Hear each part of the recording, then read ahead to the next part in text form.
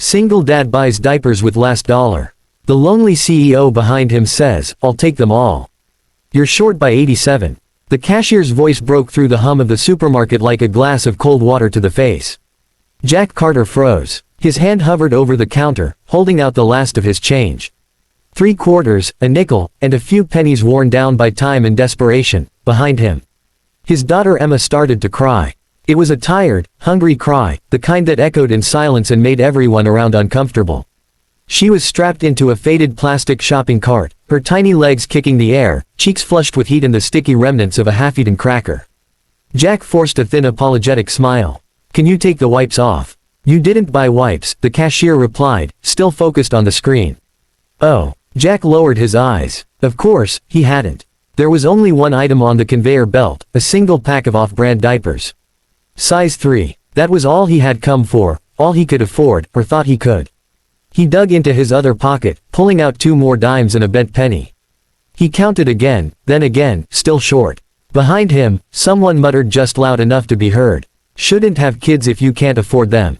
Jack didn't turn around. He crouched beside the cart, pretending to adjust Emma's blanket while his hands searched his coat pockets for something. Anything. His fingers touched nothing but old receipts and lint. And finally, his fingertips brushed a quarter. He pulled it out with cautious hope, but as he did, another penny slipped through his grasp and clinked head onto the floor. It rolled in a slow arc beneath the cart. Jack lowered himself to the floor. It was cold. His knees ached. He reached for the penny, and Emma whimpered above him, reaching down toward his head with her chubby fingers. He smiled up at her. "Almost, baby. Almost." Someone in line let out a loud sigh. Another shifted noisily. The tension behind him thickened. Jack stood again, holding the rescued penny like it was made of gold. He placed it on the counter. Every cent counted. The cashier raised an eyebrow. Still 87 short. Jack's mouth opened, then closed. He didn't want to say it, but he would. He was about to tell them to put the diapers back. Then a calm, clear voice from behind. "I'll take them all." Jack turned. The woman behind him stood with quiet composure. She looked to be in her early 30s, tall with soft blonde curls cascading over one shoulder. She wore a cream-colored coat and held a small shopping basket, baby food, a stuffed giraffe, a bottle of organic shampoo. She stepped forward and placed her basket on the belt. "I'll cover his items," she told the cashier gently, then looked at Jack. "Please." Jack blinked, his mouth opened again, but no words came. He looked at Emma, whose cries had turned into gentle hiccups. She stared at the woman, wide-eyed. The woman smiled at her, then turned back to the cashier. "And at a pack of wipes," she said, "and a few of those fruit pouches." The cashier looked from her to Jack, then began scanning again. Jack's chest felt tight, not from stress this time, but from the strange mix of gratitude and shame he didn't know how to carry. He tried to speak, but his throat tightened. He began. She lifted a hand gently, not to silence him, but to stop him from saying something he might regret. "You don't owe me anything," she said. "She deserves to go home clean and full. That's all." Jack looked into her eyes. There was something in them, something tired, but kind. Not pity, not superiority, just a quiet understanding. A look that said, "I've been there, too." He swallowed, then nodded. No words, just the smallest gesture of respect. Behind them, the line had gone quiet. Maybe some still judged. Maybe some felt ashamed. But none of that mattered because something rare had happened. A stranger stepped in, not out of guilt, not for attention, but because she saw someone worth helping. What Jack didn't know, what he couldn't have known was that this woman, this kind, quiet stranger, had already crossed paths with him once before. And soon she would again. If you believe the world needs more moments like this, if you believe in compassion without conditions, tap that hype button. It helps us share these stories with more hearts just like yours.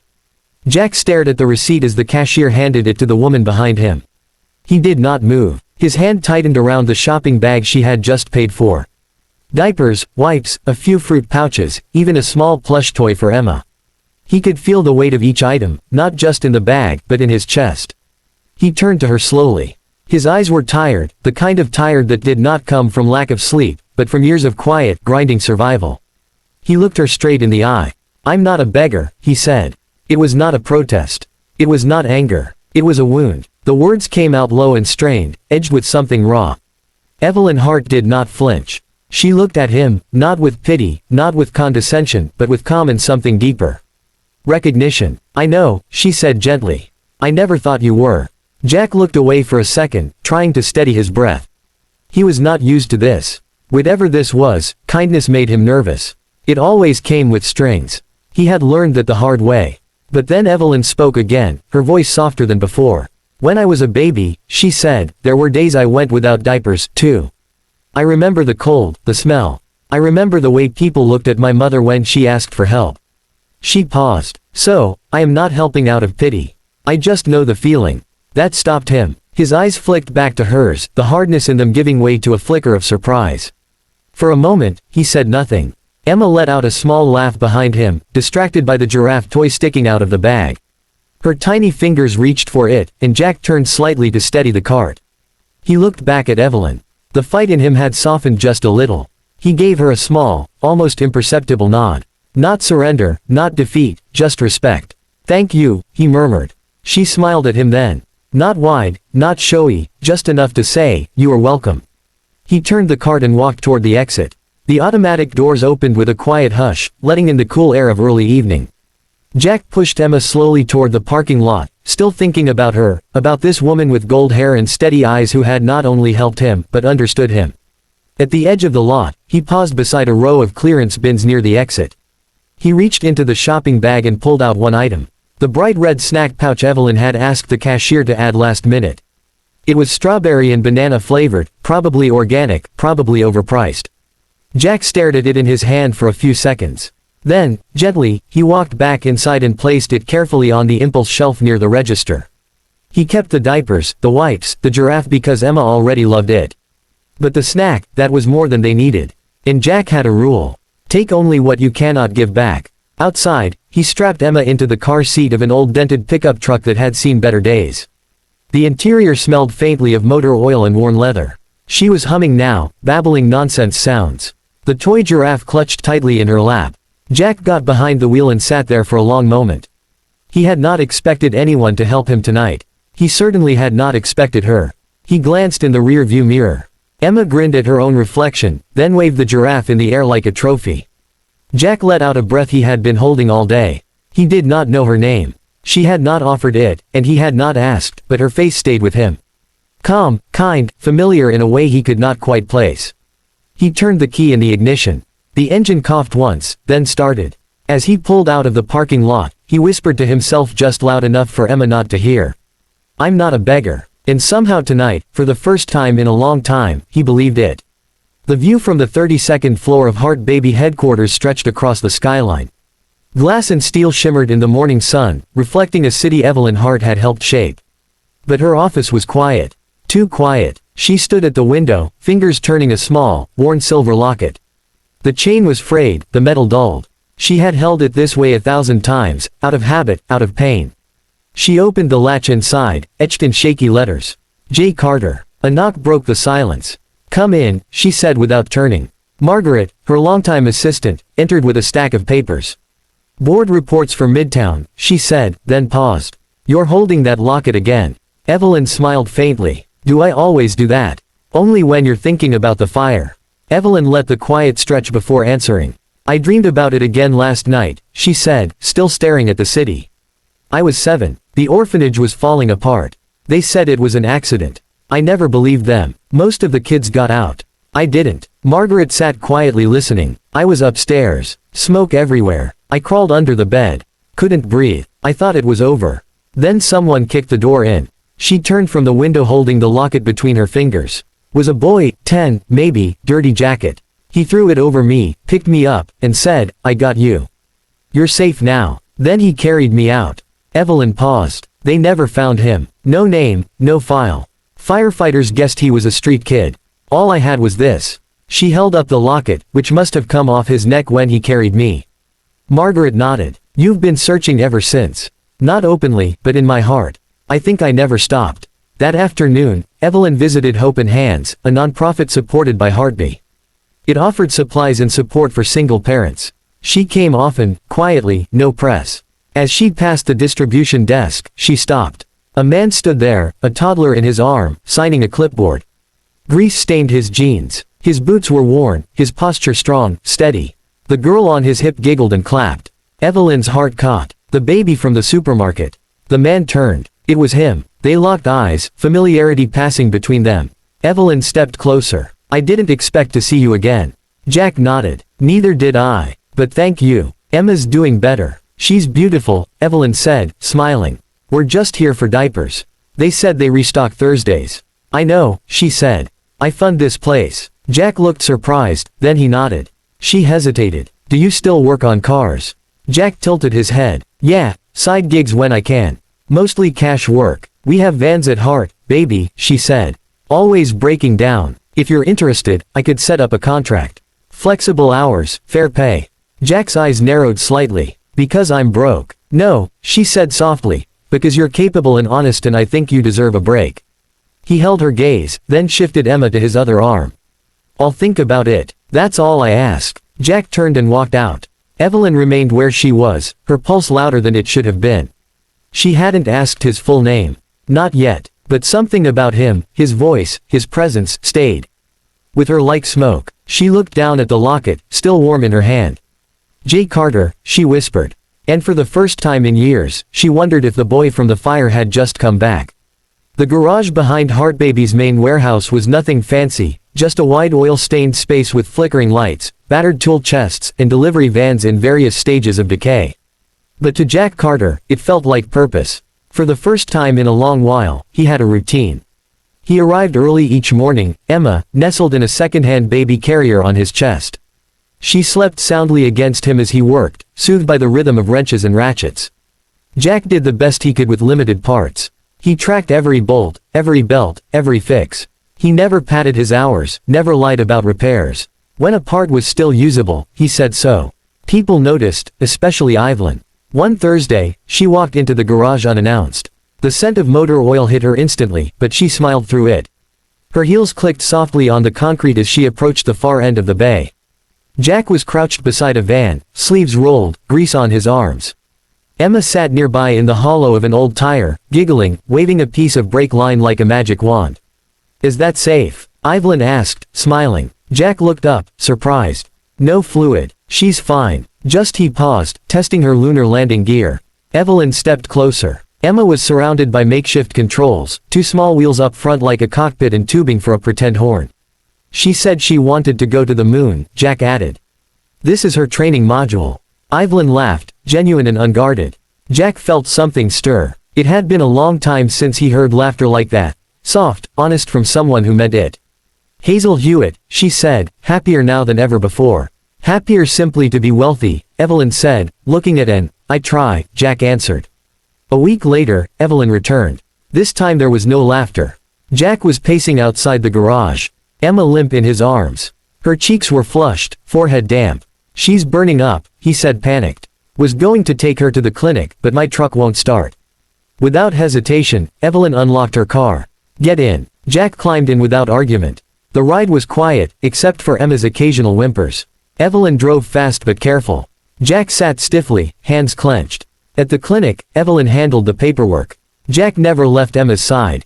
A simple fever, the doctor said. Nothing serious, but enough to shake any parent. Outside on a bench, they waited for the prescription. Jack cleared his throat. Thank you. His voice was quiet, almost cracked. It was not a casual thank you. It came from somewhere deeper.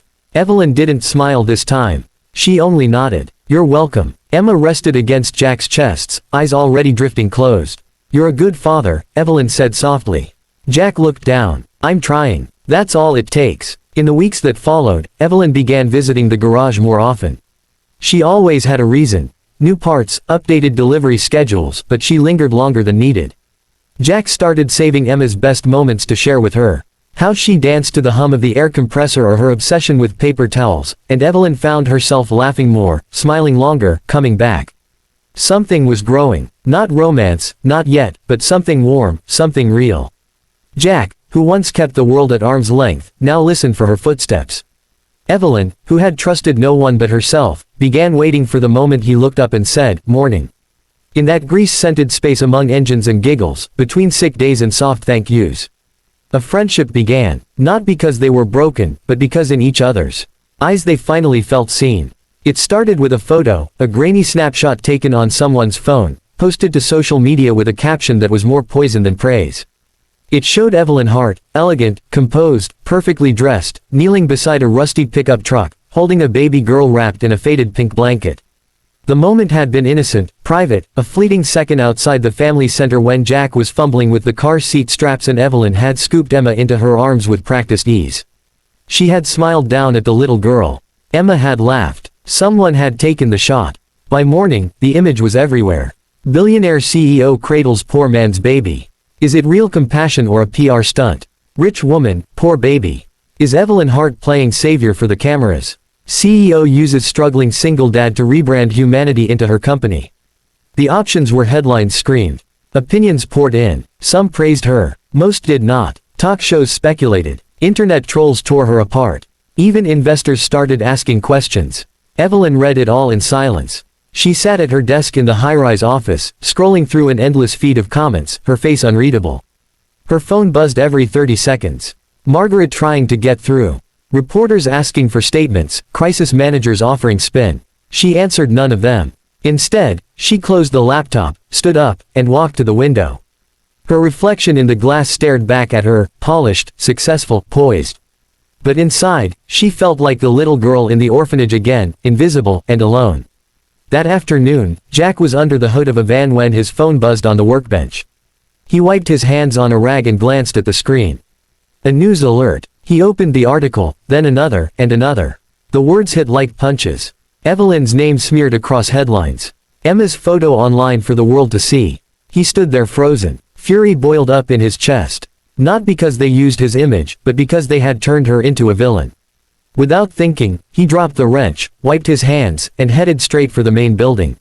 The receptionist at Heart Baby hesitated when Jack stormed into the lobby. He did not have an appointment. He did not need one. I need to see Evelyn, he said. Now. His voice left no room for argument. 2 minutes later, the elevator doors opened onto the executive floor. Evelyn looked up as Jack walked in. She had not expected anyone. Least of all him. Her eyes were tired, makeup faintly smudged at the corners like she had rubbed away a few tears and pretended she hadn't. Jack stepped inside, shutting the door behind him. You don't have to take this alone, he said without preamble. She blinked. It's fine. No, it's not, he snapped, then caught himself. They are dragging your name through the mud using me. Using Emma. Evelyn turned her gaze away. It will pass. Jack shook his head. That doesn't mean you have to let it. Silence stretched between them and then Evelyn exhaled slow and shaky. I'm not crying because of the headlines, she whispered, her voice trembling for the first time. Jack stepped closer. She continued, eyes locked on the floor. I'm crying because for once someone spoke up for me. You did. He said nothing. Evelyn looked up, her eyes shimmered. When I was a kid, she said. I used to dream that someone would stand between me and the world just once. Not because they had to, but because they wanted to.